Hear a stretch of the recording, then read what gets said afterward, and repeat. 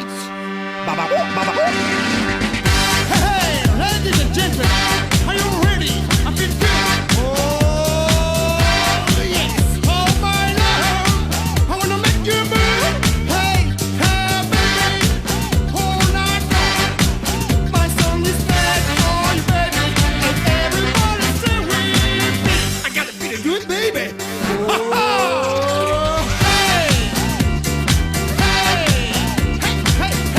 Hola, ¿qué tal? ¿Cómo andan? Buen sábado, qué lindo volver a encontrarnos. Tenemos una muy agradable temperatura, bueno, así se va a conservar incluso hasta el miércoles de la semana próxima, así que bueno, habrá que disfrutarlo.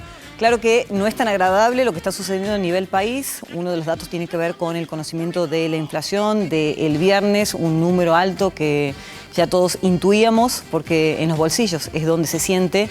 Y por otro lado, sigue crujiendo, ¿no?, la interna en cada uno de los partidos y de los que tienen chance incluso de dirigir el próximo gobierno acá en la Argentina. Bueno, vamos a hablar de política y también de las decisiones, por supuesto, de la Corte Suprema de Justicia de la Nación de suspender elecciones en 2 provincias que tenían lugar justamente este fin de semana. Y lo voy a invitar a Javier García, periodista político, conocido de la casa, a quien una vez más agradecemos que participe. ¿Cómo está, Javier? Bienvenido. ¿Qué tal, Cruz? Un placer, como siempre, estar invitado en tu programa. Bueno, para nosotros también. ¿Por dónde empezamos, no? Porque hay muchísima tela para cortar en una semana. Tan solo en una semana es como si se hubiese filmado una película en la Argentina. Sí, tal cual. Parecen meses lo que puede pasar en una semana o en días. Y hablabas muy bien de cómo cruje cada estructura partidaria, cada partido político, cada alianza, pero también cruje a nivel país porque se enfrentan también los poderes del Estado. En esta semana, este hecho histórico que fue la decisión de la Corte Suprema, que pone al país en un enfrentamiento de poderes de derivaciones que tendremos que ver cómo evolucionan en las próximas semanas. Bueno, por lo pronto la Corte Suprema de Justicia de la Nación se metió, me darás tu opinión sobre si era coherente que lo hiciera, porque hay constituciones provinciales que determinan cómo se debe actuar en cada una de ellas. Estoy hablando de lo que sucedió en Tucumán y también en San Juan. Bueno, en esto hay opiniones divergentes, como casi todo lo jurídico. Algunos dicen que no tenía potestad la Corte Suprema para intervenir en lo que debería ser esfera provincial, y si el Tribunal Supremo de la provincia autorizó las candidaturas de Uñac y de Mansur, la Corte no tendría que haber opinado sobre eso. Pero están también los que son tal vez más republicanos o más generosos con las interpretaciones legales, que dicen, conociendo el nivel de connivencia casi promiscuo que existe en algunas provincias entre las justicias provinciales y los poderes políticos, la Corte Suprema, como guardiana de la Constitución, tiene que velar por lo menos por proteger a los que reclaman ante ella, en este caso los que sentían que no tenían más posibilidades de reclamar a nivel provincial, y reclamaron esta medida cautelar de impedir la candidatura de Uñac y Mansur, que incluso era rechazada por los propios peronistas, que les decían a ellos que no podían ser candidatos porque contradecían artículos muy claros de las constituciones provinciales. Era casi disparatado, pero ibas pasando las etapas judiciales provinciales y parecía que este domingo iban a votar e incluso tenían grandes chances de ser electos.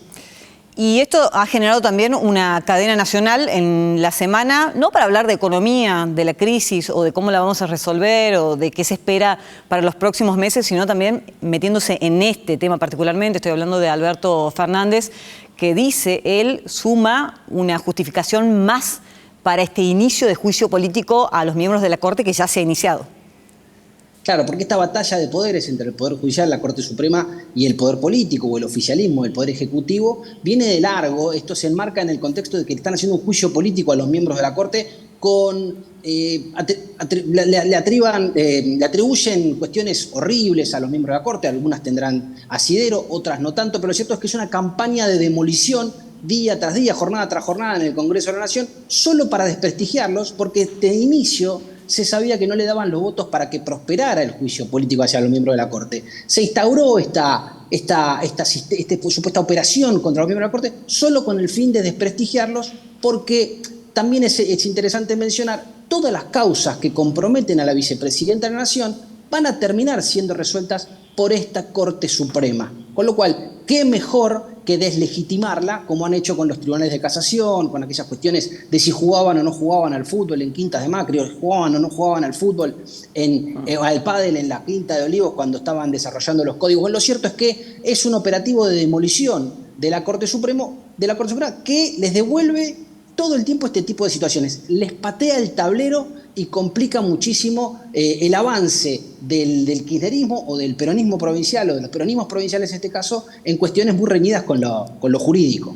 ¿Qué lectura haces de lo sucedido en la provincia de Tucumán? Juan Mansur, candidato a vicegobernador en su momento, se resistía a bajar su candidatura y después da un paso al costado. Yo creo que tiene mucho que ver con que la Corte no resolvió el fondo de la candidatura de Mansur, sino que aprobó la cautelar para que no se realizaran las elecciones. Esto que hacía que la Corte tuviese un tiempo para resolver sobre la candidatura. Todo el mundo especulaba que la Corte iba finalmente a determinar que Mansur no podía ser candidato, porque la letra de la ley y de la Constitución provincial es muy clara al respecto.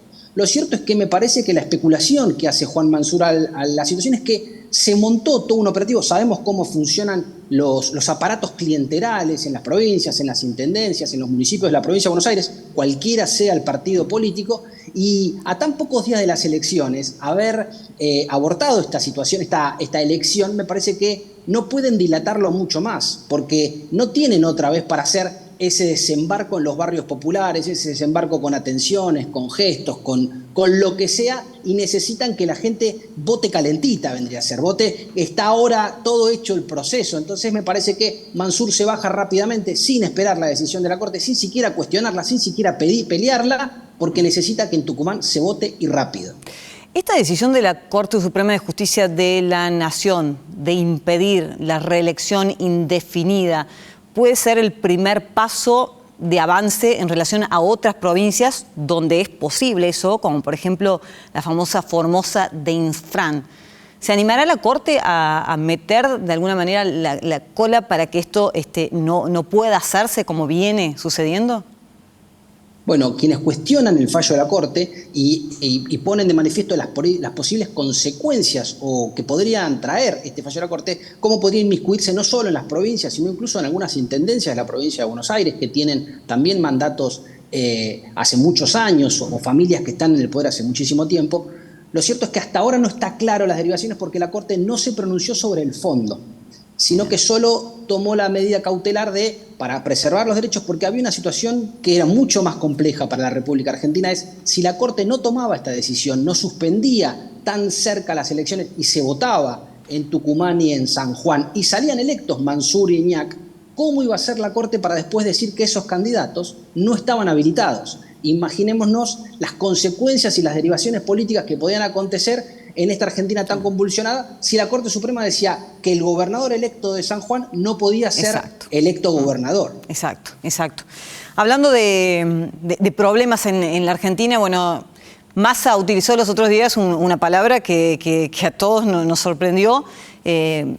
La Argentina, no hay lugar para un quilombo más, dijo, entre otras cosas, ¿no? Sí. Dentro del Frente de Todos, en realidad. Fue un mensaje claro para la interna del Frente de Todos. Y al día siguiente salió Alberto Fernández diciendo que es necesario una PASO, que de otra manera es prácticamente inviable, prendiendo de nuevo una mecha al fuego, ¿no? En definitiva. Bueno, volviendo al término que utilicé en un principio, cruje la interna, y esto no para. Bueno, esto es bien lo que vos mencionabas, es un mensaje interno. La gran batalla no es ni la economía ni la inseguridad. Lo único que le preocupa al oficialismo, a un sector mayoritario y a un sector minoritario, cada vez más minoritario, que es el de Alberto Fernández, es si hay o no hay paso para determinar las candidaturas en el oficialismo. Cristina y Massa no quieren que haya paso. Lo que indicaría que si no quieren que haya paso es que Sergio Massa el candidato o Cristina la candidata. Todo indicaría que va a ser Sergio Massa, pero son los únicos dos que pueden ser candidatos si hay un dedo mágico que los designa. Alberto Fernández quiere hacer un último acto de rebeldía, ya los complicó estableciéndolo las PASO, porque ya la discusión viene de vieja data, cuando le querían imponer que él derogara las PASO por cuestiones de salubridad, por cuestiones de economía, por muchos argumentos diferentes, pero él impuso las PASO. Pero ahora que la lapicera de Alberto Fernández ya casi no tiene tinta, o que ya casi no la usa, o que ya no se la dejan usar, él insiste con esta cuestión de internas, va con una fórmula propia, insiste con Daniel Scioli, tal vez acompañado de de Juan Mansur, ahora que se quedó sin nada por presentarse, pero lo cierto es que pareciera que los que van a resolver esta cuestión de las candidaturas van a ser Sergio Massa y Cristina Fernández de Kirchner, y si es Sergio Massa el indicado, no habrá paso, y si parece ser hoy en día muy difícil, pero si Cristina Fernández de Kirchner decidiera dar ese paso y ser ella, tampoco nadie se presentaría en una paso. Esa es la gran discusión, y por eso cruje el oficialismo como, bueno, ya viene crujiendo hace mucho tiempo. ¿Qué dicen las consultoras, Javier? ¿Le alcanzaría a Sergio Massa para presentarse como candidato aún sin poder arreglar o encaminar la economía? Por ahora, Sergio Massa como nombre propio no levanta mucho en las mediciones, pero no hay que olvidarse que faltaría el factor adicional de que sea ungido por Cristina Fernández de Kirchner, apoyado por el caudal político que sí tiene la jefa del kirchnerismo. Y bueno, habrá que ver si Sergio Massa, siendo la única figura del peronismo, encolumnando a todos los sectores tan díscolos que están en este momento detrás de su candidatura, bueno, seguramente es un hombre que puede estar en las consideraciones de un ingreso al balotaje. Hay unas encuestas que dan que el Frente de Todos incluso corre el riesgo de no entrar en balotaje. Lo cierto es que pareciera muy difícil que con el aparato político que encarna, sobre todo en la provincia de Buenos Aires, no den los números para que la figura de Sergio Massa, de Cristina Kirchner, o incluso termina con otra situación definiendo el partido oficialista, termine colando en el balotaje definitivo. Da la sensación hace mucho tiempo que Alberto Fernández se corrió del gobierno, de la presidencia y demás, y esto me parece que lo confirma, o lo corrieron, eso es claro, justamente lo que sucedió. Y cada vez que da una entrevista, bueno, justamente, ¿no? Parece un gobernante que mira todo desde afuera y que hace evaluaciones que no son las correctas, ¿no? Como la última de la semana, en donde habló de una inflación psicológica para los pequeños comerciantes, en donde también habló de que los argentinos estamos prácticamente acostumbrados a convivir con una inflación del 5%, como que podemos con esa inflación del 5%. ¿Cómo lo recibe? Sí, Alberto Fernández. Sí. No, que Alberto Fernández, lo que decís vos, Alberto Fernández ya es casi una caricatura de sí mismo, y en algún sentido ya no conserva poder, pero le quedó un único poder que no es para nada menor, que es el poder de hacer daño.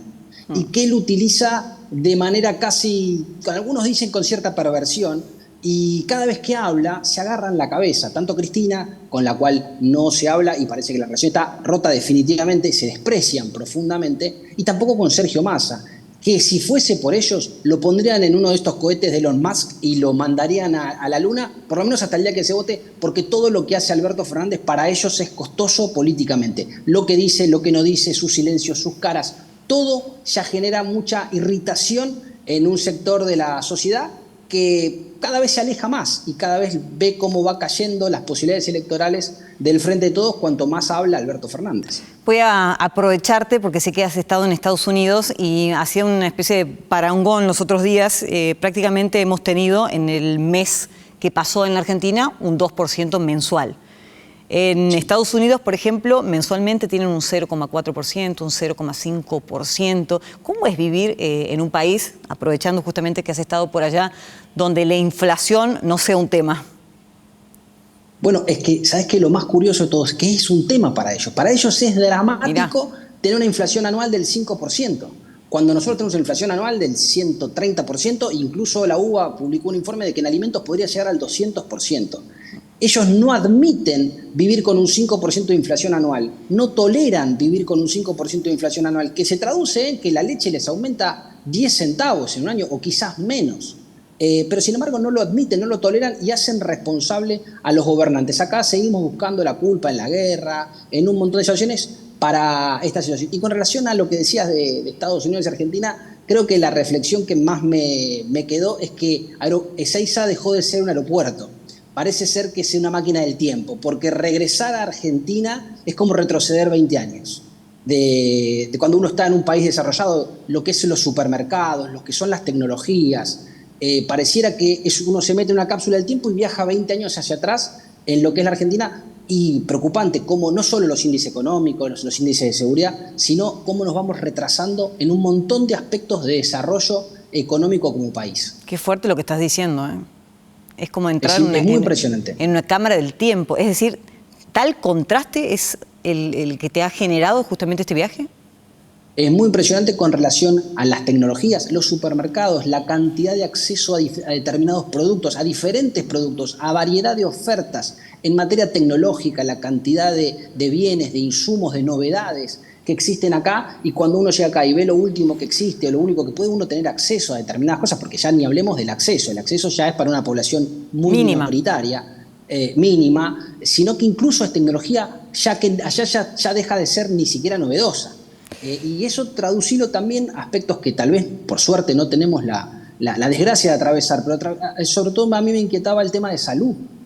La salud para los argentinos empieza a ser cada vez más cara y empieza a ser, las últimas tecnologías tardan más en llegar porque cada vez es más caro acceder a esas cosas. Entonces me parece muy preocupante si Argentina no logra torcer este rumbo de decadencia, cómo nos vamos despegando cada vez más de los países desarrollados, no solo en materia económica, sino en materia de desarrollo normal para una vida saludable, normal, la cantidad de tiempo que perdemos intentando sobrevivir.